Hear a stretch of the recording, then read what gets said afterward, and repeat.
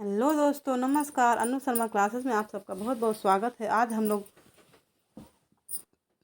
आचार्य रामचंद्र शुक्ल की सीरीज चला रहे हैं जिसमें ध्रुवदास जी के बारे में पढ़ेंगे।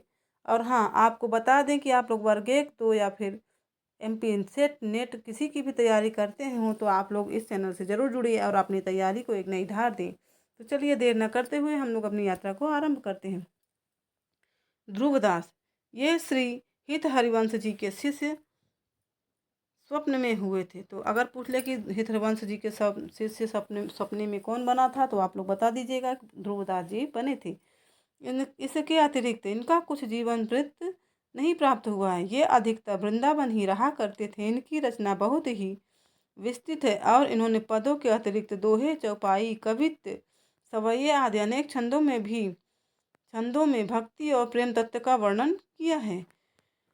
छोटे मोटे सब मिलाकर इनके 40 ग्रंथों के लगभग मिले हैं जिनके नाम है। अब इनके ग्रंथों का नाम आप लोग जरूर नोट करिए। जो मेन इम्पोर्टेंट होगा उसको हम बताते चलेंगे। फिलहाल वृंदावन सत, श्रृंगार सत, रस रत्नावली, नेह मंजरी, रहस्य मंजरी, सुख मंजरी, रति मंजरी, वन विहार, रंग विहार, रस विहार, आनंद दशा विनोद, रंग विनोद, नृत्य विलास, रंग हुलास, मान रसलीला, रस रहसलता, प्रेमलता, प्रेमावली, भजन कुंडली या भक्त नामावली। मोस्ट इम्पॉर्टेंट रचना है इनकी और कई बार पूछी गई है। भक्त नामावली किसकी रचना है? तो ध्रुवदास जी की। इसको आप जरूर नोट करिएगा। मन सिंगार, भजन सत, प्रीति चौवनी, रस मुक्तावली, वामन बृहत पुराण की भाषा, सभा मंडली, रसानंद लीला, सिद्धांत विचार, रस हीरावली, हित सागर, हित सिंगार लीला, ब्रज लीला, आनंद लता, अनुराग लता, जीव दशा, वैद्य लीला, दान लीला, व्याहलव। तो ये रहे इनकी कुछ रचनाएं। नाभा जी के भक्तमाल के अनुकरण पर इन्होंने भक्त नामावली लिखी जिसमें अपने समय तक के भक्तों का उल्लेख किया है। इनकी कई पुस्तकों में संवत दिए हैं जैसे सभा मंडली 1681, वृंदावन सत 1686 और रस मंजरी 1698। अतः इनका रचनाकार समूह 1660 से 1700 तक माना जा सकता है। इनकी रचना के कुछ नमूने नीचे दिए जाते हैं। ये श्रृंगार सत से रूप जल उठत तरंग है, कटाक्षन के अंग अंग भौरन की अति गहराई है, नैनन को प्रतिबिंब परो है कपोलन में, तेई भय मिन तहाँ ऐसी उर आई है, अरुण कमल मुस्कान मनोफवि रही, तिरकन बेसर के मोती की सुहाई है। भयो है मुदित सखी लाल को मराल मन, जीवन जुगल ध्रुव एक ठाम पाई है। अब नेह मंजरी से देखिए। प्रेम बात कछु कहीं नहीं जाई, उल्टी चाल तहाँ सब भाई, प्रेम बात सुनि बौरो होई, तहाँ सयान रहे नहीं कोई, तन मन प्राण तिहि छन हारे, भली बुरी कछुए न विचारे, ऐसो प्रेम उपजी है जब ही हित ध्रुव, बात बनेगी तबही। अब भजन सत से देखिए। बहु बीती थोड़ी रही सो बीती जाए। ये तो इम्पोर्टेंट पंक्तियां हैं, कई बार पूछी भी जा चुकी हैं एग्जाम में, तो आपको पता होना चाहिए कि ये ध्रुवदास जी की पंक्तियां हैं। बहु बीती थोड़ी रही सो बीती जाए, हित ध्रुव बेग विचार के, बस वृंदावन आए, बस वृंदावन आए, त्याग लाजहि अभिमान ही, प्रेम लीन है दीन आपको तृण समझानहि, सकल सार की सार भजन तू कर, रस रीति रे मन सोच विचार रही, थोड़ी बहु बीती। कृष्णोपासक भक्त कवियों की परंपरा अब यही समाप्त की जाती है, पर इसका अभिप्राय यह नहीं है कि ऐसे भक्त कवि आगे और नहीं हुए। कृष्ण गढ़ नरेश महाराज, नागरीदास जी, अलवेली अली जी, चाचा हित वृंदावन दास जी, भगवत रसिक आदि अनेक पहुँचे हुए भक्त बराबर होते गए हैं जिन्होंने बड़ी सुंदर रचनाएं की हैं। पर उक्त काल के भीतर ऐसे भक्त कवियों की जितनी प्रचुरता रही है उतनी आगे चलकर नहीं। ये कुछ अधिक अंतर देकर हुए हैं। वे कृष्ण भक्त कभी हमारे साहित्य में प्रेम माधुर्य का जो सुधा स्रोत बहा गए हैं। उसके प्रभाव से हमारे काव्य क्षेत्र में सरसता और प्रफुल्लता बराबर बनी रहेगी। दुखवाद की छाया आकर भी टिकने न पाएगी। इन भक्तों का हमारे साहित्य पर बड़ा भारी उपकार है। तो ये हमारा कृष्ण भक्ति शाखा भी वो हुआ। अब हम लोग भक्ति काल की फुटकल रचनाएं पढ़ेंगे, जो कि प्रकरण 6 सगुण धारा में है। जिन राजनीतिक और सामाजिक परिस्थितियों के बीच भक्ति का काव्य प्रवाह उमड़ा, उसका संक्षिप्त उल्लेख आरंभ में हो चुका है। वह प्रवाह राजाओं या शासकों के प्रोत्साहन आदि पर आलंबित न था। वह जनता की प्रवृत्ति का प्रवाह था, जिसका प्रवर्तक काल था। न तो उसको पुरस्कार या यश के लोभ ने उत्पन्न किया था और न भय रोक सकता था। उस प्रवाह काल के बीच अकबर ऐसे योग्य गुणग्राही शासक का भारत के अधीश्वर के रूप में प्रतिष्ठित होना एक आकस्मिक बात थी। अतः सूर और तुलसी ऐसे भक्त कविश्वरों के प्रादुर्भाव के कारणों में अकबर द्वारा संस्थापित शांति सुख को गिनना भारी भूल है। उस शांति सुख के परिणाम स्वरूप जो साहित्य उत्पन्न हुआ वह दूसरे ढंग का था। उसका कोई एक निश्चित स्वरूप न था। सच पूछिए तो वह उन कई प्रकार की रचना पद्धतियों का पुनरुत्थान था जो पठानों के शासनकाल की अशांति और विप्लव के बीच दब सी गई थी और धीरे धीरे लुप्त होने जा रही थी।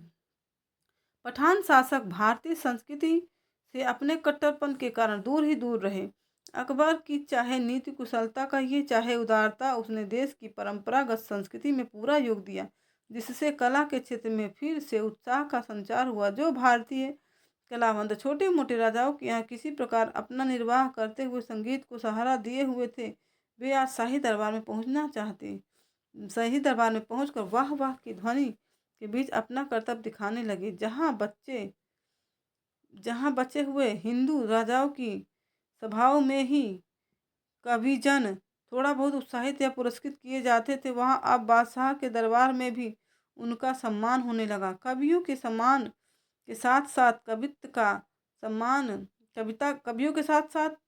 का सम्मान भी वहाँ तक बढ़ा कि अब्दुल रहीम खान खाना ऐसे उच्च पदस्थ सरदार क्या बादशाह तक ब्रजभाषा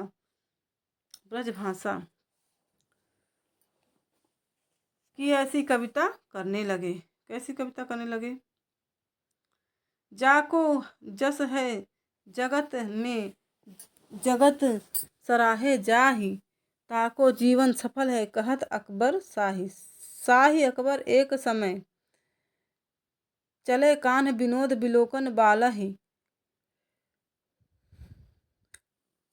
आहट ते अबला निरख्यो चकी चौक चली करी आतुर चाल है, त्यों बलि बेनि सुधारी धरी सु भय दबी यो ललना और लाल है, चंपक का चार कमान चढ़ावत काम जो हाथ लिए नहीं बाल है। नरहरि और गंग ऐसे सुकवि और तानसेन ऐसे गायक अकबरी दरबार की शोभा बढ़ाते थे। यह अनुकूल परिस्थिति हिंदी काव्य को अग्रसर करने में अवश्य सहायक हुई। वीर श्रृंगार और नीति की कविताओं के आविर्भाव के लिए विस्तृत क्षेत्र फिर खुल गए। जैसा कि आरंभ काल में दिखाया जा चुका है, फुटकल कविताएं अधिकतर इन्हीं विषयों को लेकर छप्पे कवित्व सवैयों और दोहों में हुआ करती थी।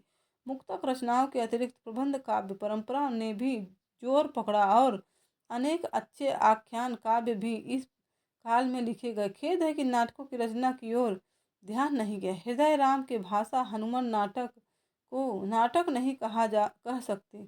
इसी प्रकार सुप्रसिद्ध भक्त कवि व्यास जी संवत 1620 के आसपास के देव नामक एक शिष्य का रचा देव माया प्रपंच भी नाटक नहीं ज्ञान वार्ता है। इसमें संदेह है कि देव माया प्रपंच किसने लिखा है, तो आप लोग को पता होना चाहिए कौन लिखा है। देव व्यास जी का शिष्य देव है ना, उन्होंने लिखा था।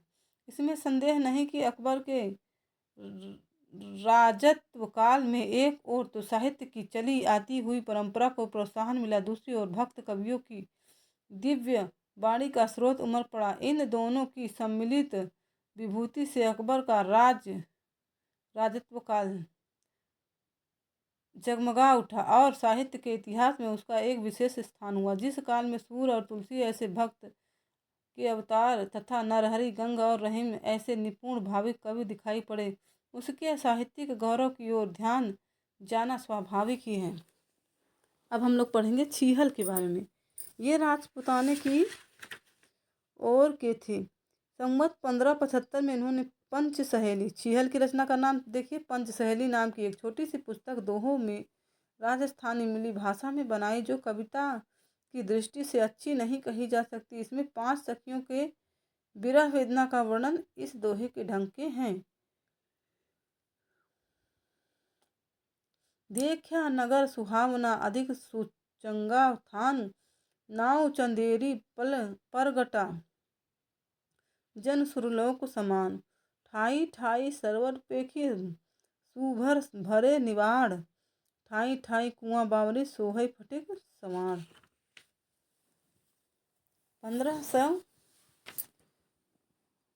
1575 पूर्णिम फागुन मास पंच सहेली वर्णई कवि छीहल पर घास। इनकी लिखी एक बावनी भी है जिसमें 52 दोहे हैं। तो इनका तो हो गया। सबसे बहुत ही ज़रूरी है ये शख्सियत जिसका नाम है लालच दास। लालच दास की रचना बहुत ही ज़्यादा इम्पोर्टेंट है, जो हरिचरित और के नाम से प्रसिद्ध है। तो चलिए हम लोग लालच दास के बारे में पढ़ते हैं। ये रायबरेली के एक हलवाई थे। इन्होंने संवत 1585 में हरिचरित और संवत 1587 में भागवत दशम स्कंद भाषा के नाम की पुस्तक अवधी भाषा में मिली। भागवत दशम स्कंद भाषा नाम की पुस्तक अवधि मिली भाषा में बनाई। ये दोनों पुस्तकें काव्य की दृष्टि से सामान्य श्रेणी की हैं और दोहे चौपाइयों में लिखी गई हैं। दशम स्कंद का उल्लेख हिंदुस्तानी के फ्रांसीसी विद्वान गार्सद तासी ने किया और लिखा है कि उसका अनुवाद फ्रांसीसी भाषा में हुआ है। भागवत भाषा का इस प्रकार की चौपाइयों में लिखी गई है। 1587 जहिया समय विलंबित करनी तहिया, मास आषाढ़ कथा अनुसारी, हरिभाषा रजनी उजियारी, सकल संत कह नावा माथा, बलि बलि जय हो जादव नाथा, राय बरेली बरिन आवासा, लालच राम नाम के आशा। तो ये रहे हमारे लालच दास थी। अब देखते हैं कृपा राम को। इनका कुछ वृत्तांत ज्ञात नहीं। इन्होंने संवत 1598 में रसरीति पर हित तरंगी किसकी रचना है? कृपा राम नामक ग्रंथ दोहों में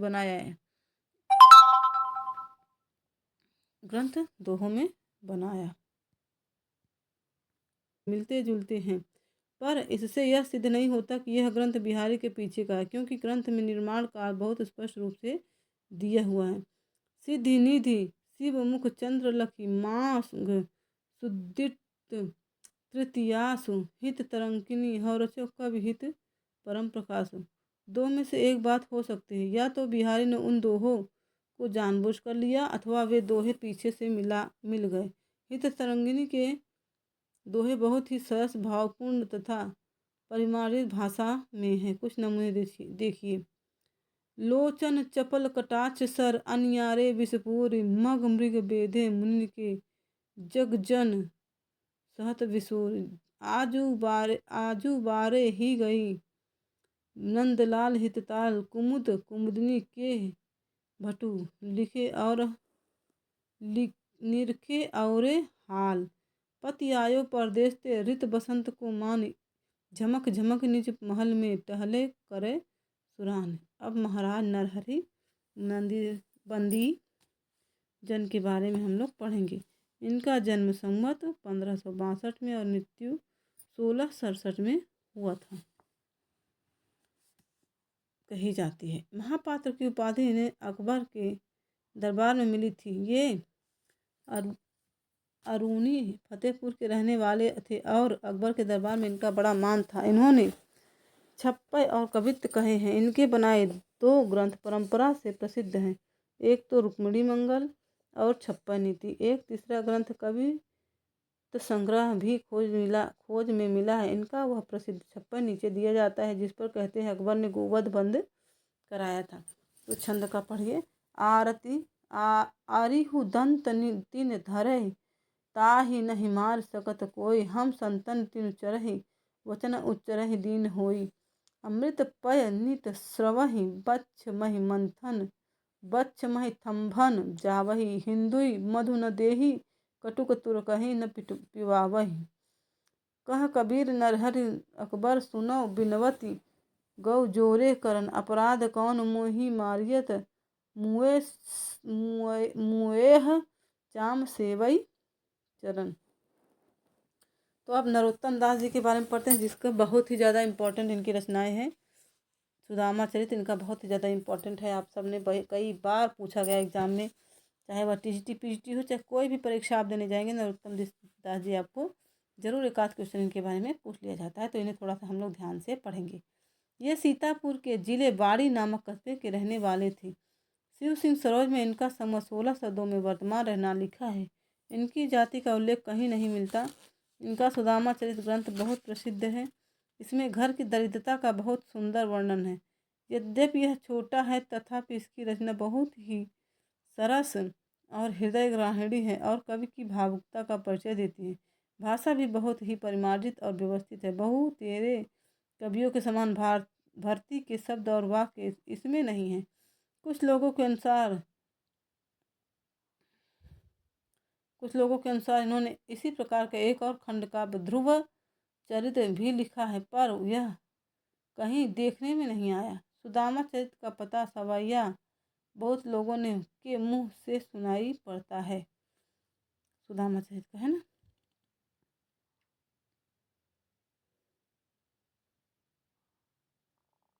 शीश पगान, अब देखिए इसको पढ़िए। हम लोग बहुत ही ज़्यादा, आप लोग कई बार पढ़ चुके होंगे, फिर भी हम पढ़ देते हैं।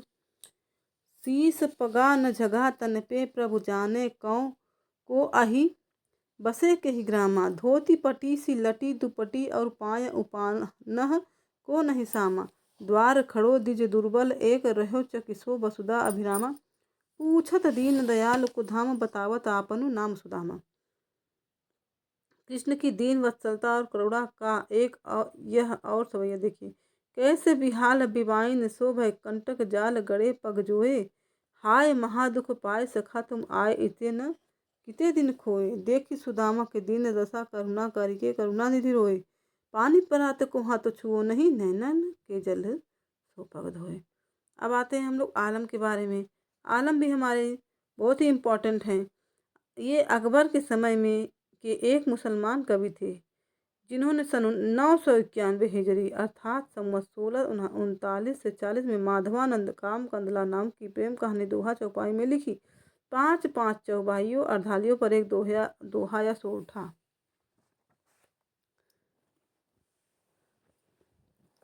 श्रृंगार रस की दृष्टि से ही लिखी जान पड़ती, आध्यात्मिक दृष्टि से नहीं। इसमें जो कुछ रुचिरता है वही कहानी की है। वस्तु वर्णन भाव व्यंजना आदि की नहीं। कहानी भी प्राकृत या अपभ्रंश से चली आती हुई कहानी है। कवि ने रचना काल का उल्लेख इस प्रकार किया है। दिल्ली पति अकबर सुल्ताना सप्तद्वीप में जाकी आना। धर्मदास सब देश चलावा हिंदू तुर्क पंथ सब लावा। सन 991 आही करो कथा और बोलो ताही। अब आते हैं महाराज टोडरमल। तो आप सबको पता है कि आलम की रचना का बहुत ही ज़्यादा वो है। माधवानंद काम कंदरा इनकी रचना आप लोग याद रखिएगा, बस बाकी इम्पोर्टेंट है नहीं, कुछ खास नहीं है। महाराज टोडरमल ये कुछ दिन शेरशाह के यहाँ ऊंचे पद पर थे। पीछे अकबर के समय में भूमिकर विभाग के मंत्री हुए। इनका जन्म सन 1550 और मृत्यु 1546 जन्म 1550 में हुआ था और मृत्यु 1646 में हुआ था। ये कुछ दिनों तक बंगाल के सूबेदार भी थे। ये जाति के खत्री थे। इन्होंने शाही दफ्तरों में हिंदी के स्थान पर फारसी का प्रचार किया, जिससे हिंदुओं का झुकाव फारसी की शिक्षा की ओर हुआ। ये प्रायः नीति संबंधी पद्य कहते थे। इनकी कोई पुस्तक तो नहीं मिलती। फुटकल कवित्त इधर उधर मिलते हैं। एक कवित्त नीचे दिया जाता है। जार को विचार कहाँ, गणिका को लाज कहाँ, गतहा को पान कहाँ, आंधरे को आरसी, निगुनी को गुण कहाँ, दान कहाँ, दरिद्र को सेवा कहाँ, सोम की अरंडन की डारसी, मदबी को सूची कहाँ सांच कहाँ लंपट को नीच को बचन कहाँ स्यार की पुकार सी तो डर सु कभी ऐसे हठी तो न टरे भावे कहो सुधी बात भावे कहो फारसी। तो अब हम लोग महाराज बीरबल के बारे में जानते हैं। महाराज बीरबल इनकी जन्मभूमि कुछ लोग नारनौल बतलाते हैं और इनका नाम महेश दत्त प्रयाग के किले के भीतर जो अशोक स्तंभ है उस पर यह खुदा है। संवत 1632 साके 1493 मार्क बदी 5 सोमवार गंगादास सुत महाराज बीरबल जी तीर्थ यात्रा प्रयाग की यात्रा सुफल लिखित। यह लेख महाराज बीरबल के संबंध में ही जान पड़ता है क्योंकि गंगादास और महेश दास नाम मिलते जुलते हैं जैसे कि पिता पुत्र के हुआ करते हैं। बीरबल का जो लोग उल्लेख भूषण ने किया उससे इनके निवास स्थान का पता चलता है। द्विज कन्नौज कुल कश्यपी रत्नाकर सुत धीर बसत त्रिविक्रमपुर सदा तरन तनुजा तीर। वीर बीरबल से जहाँ उपजे कवि और धूप देव बिहारीश्वर जहाँ कवि विश्वेश्वर तद्रूप। इनका जन्म स्थान तिकवापुर ही ठहरता है पर कुल का निश्चय नहीं होता। यह तो प्रसिद्ध ही है ही कि ये अकबर के मंत्रियों में से थे और बड़े ही वाक चातुर और प्रत्युत्पन्न बुद्धि थे प्रत्युत्पन्न मति। इनके और अकबर के बीच होने वाले विनोद और चुटकुले उत्तर भारत के गांवों में प्रसिद्ध हैं। महाराज बीरबल ब्रजभाषा के अच्छे कवि थे और कवियों का बड़े उदारता के